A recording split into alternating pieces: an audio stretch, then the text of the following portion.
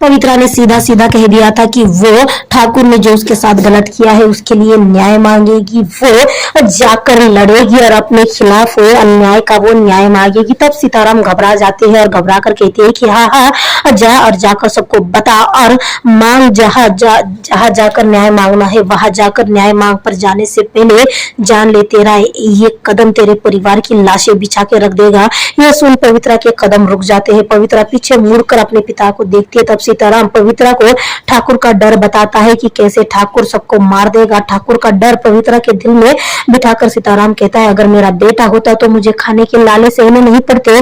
क्या हुआ अगर मैंने बेटे की कमी तुझसे पूरी की तो हाँ, यह बात गलत जरूरी है, लेकिन पेट के भूख के आगे कुछ भी नहीं। पवित्रा अपने बाप को आश्चर्य से देखती रहती है और पवित्रा कहती है, क्या मैं? जिसके बाद सीताराम कहते हैं कि हाँ, तू मेरी बेटी है और इसलिए तुझे ये सब करना होगा। मेरे बेटे की कमी तुझे पूरी करनी होगी। दो लड़कियों का बोझ क्या होता है तू नहीं समझ पाएगी। अरे जब दो बेटियों का बोझ जिंदगी भर पाल सकता हो तो क्या बूढ़े बाप का सहारा नहीं बन सकती तू?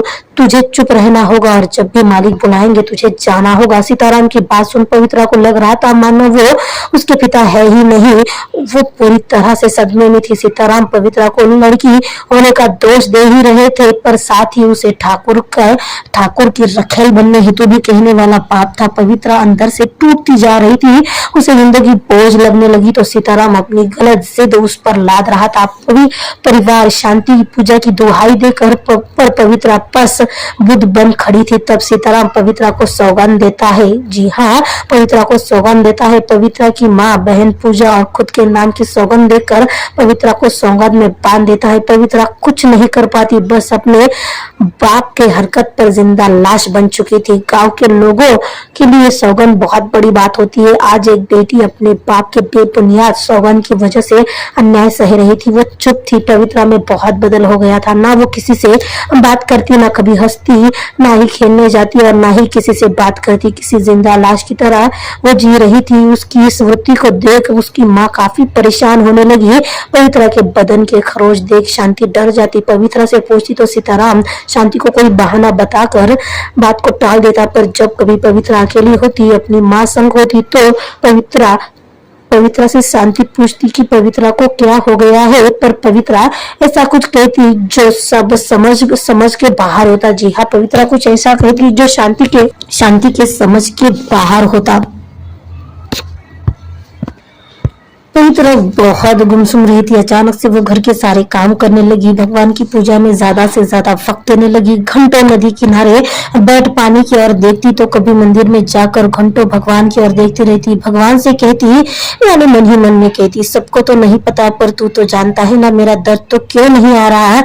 मुझे तो इस जिंदगी से आजादी दे दे या फिर मुझे न्याय दे दे। ठाकुर जब दुखी, परेशान या खुश होता तब वो मुंशी के हाथों पवित्रा के लिए बुलावा भेजता और पवित्रा को जाना पड़ता। पवित्रा तिल तिल जल रही थी। उसके आंखों की चमक चली सी गई थी। उसके होठ दुख के गीत गाने लगे थे। चेहरा हमेशा दुख से भरा रहता। आंसू तो मर ही चुके थे। पवित्रा तो उसी दिन मर गई थी जिस दिन उसके पिता ने उसे सौगंध में बांधा था। गांव की तो जैसे रौनक ही चली गई थी। गांव के लोग पवित्रा की शरारत हंसी के लिए तरस गए थे, लेकिन पवित्रा की चुप्पी छूटने का नाम नहीं ले रही थी। गांव वाले भगवान से दुआ करने लगे कि उनकी पहली वाली पवित्रा उन्हें लौटा दे या फिर कोई ऐसा फरिश्ता भेज दे जो अचानक मुरझा गई पवित्रा को दोबारा खिलखिला दे। और शायद अब ऐसे फरिश्ते के आने का वक्त हो गया था जो पवित्रा के इंसाफ के लिए लड़ने वाला था, और वो था प्रेम कुमार, जो कि उस गांव का नया पुलिस अफसर था। प्रेम की बदली पवित्रा के गांव में हुई थी और उसके